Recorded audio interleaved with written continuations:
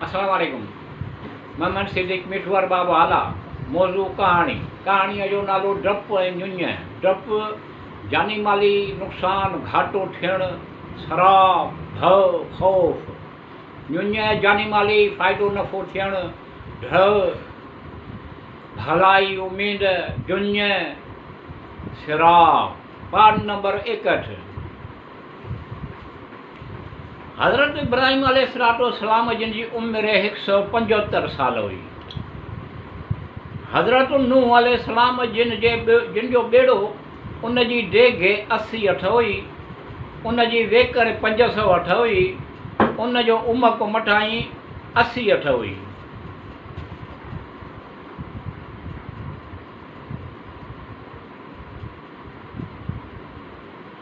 इवज जो कद एतिरो डिघो हुयो जो दरिया जे तर मां मच्छी कढी सिज ते पचाए खाईंदो हुयो।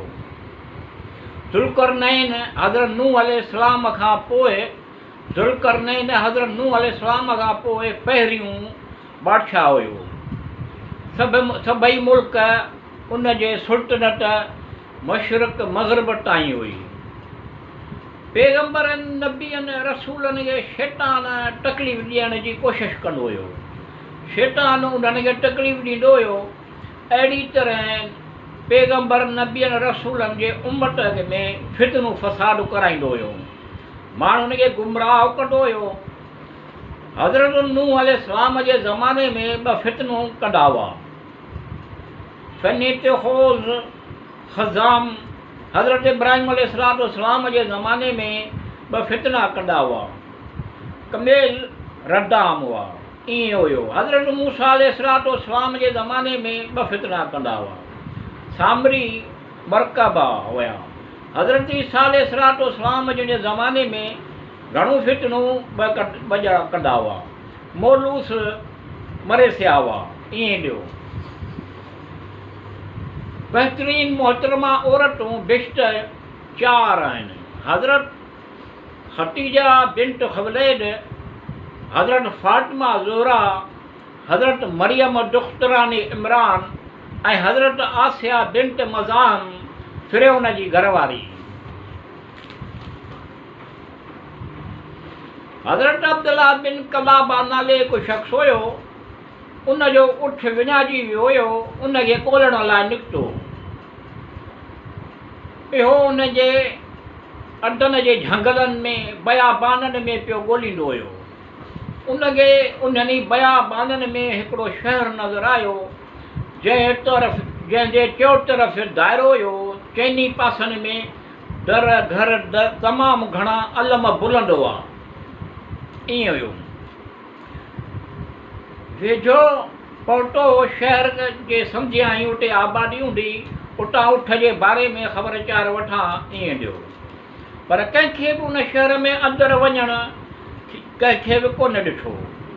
पंहिंजे उठ खे उते हिकु पासे ॿधी तलवार म्याण मां कढी उन जे दरवाज़े मां अंदरि वियो त उनखे 2 ॿिया वॾा दरवाज़ा ॾिसण में आया।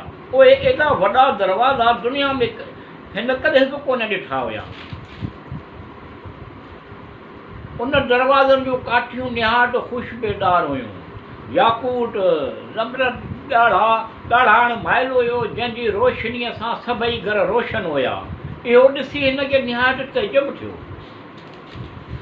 पोइ दरवाज़ो खोले अंदरि वियो। शहर खे ॾिठो। शहर बेमिसल बेनज़ीर हुयो। अहिड़ा कसर ॾिसण में आया जिन ॻाढ़ा याकूट हुया। उन्हनि ते दरियूं हुयूं, दरीअ मथां दरी। ॿी वरी हुई ईअं हुयो। सभु सोन चांदी याकूट सां ठहियल हुयूं। उन्हनि जूं काठियूं निहायत ख़ुशबूदार हुयूं। उन जे फ़र्श ते मुश्क ज़फ़रान उन जी इमारतुनि खे ॾिठो। कंहिंखे बि उन इमारतुनि में ॾिठो त कंहिंखे बि उन में कोन ॾिठो त डपु ऐं ख़ौफ़ थियो। चइनी पासनि खां वण लॻल हुया। उन्हनि में मेवा लटकी रहिया हुआ। ईअं हुयो। उन्हनि जे हेठां नहरूं वेही रहियूं हुयूं। हिनखे गुमान थियो त शायदि ही बिश्त आहे जंहिंजो ख़ुदा नेकनि सां वाइदो कयो आहे। ईअं आहे। ईअं थियो। उन ख़ुदा जो शुक्र कयो त दुनिया में ई आउं बिश्त में दाख़िल आहियां थियो। पोइ उन मुश्क ज़फ़रान जेतिरे क़दुरु खणियूं थियुसि उसी ताईं खयाई, पर याकूब जो हिकिड़ो दाणो बि खणी कोन सघियो। उतां खां ॿाहिरि आयो, अची उठ ते सुवारु थियो।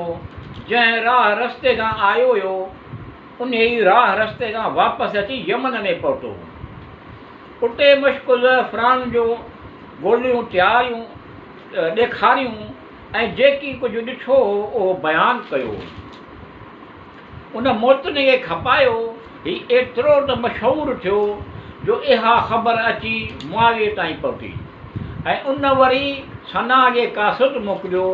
उन शख़्स खे मोकिलियो। इहो शख़्स मुआविये वटि आयो, अकेलाईअ में उनखे घुरायो, सॼो अहवालु दरियाफ़्त कयो। उन मुआविये खे सॼो अहवालु ॿुधायो।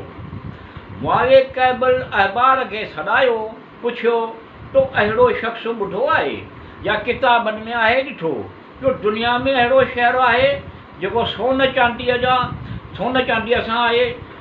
मुश्क ज़फ़रान ख़ुशबूदार उन में वण लॻल हुया, नहरूं ॿियूं हुन वटि आहिनि। हिन इहो कंहिं ठहिरायो।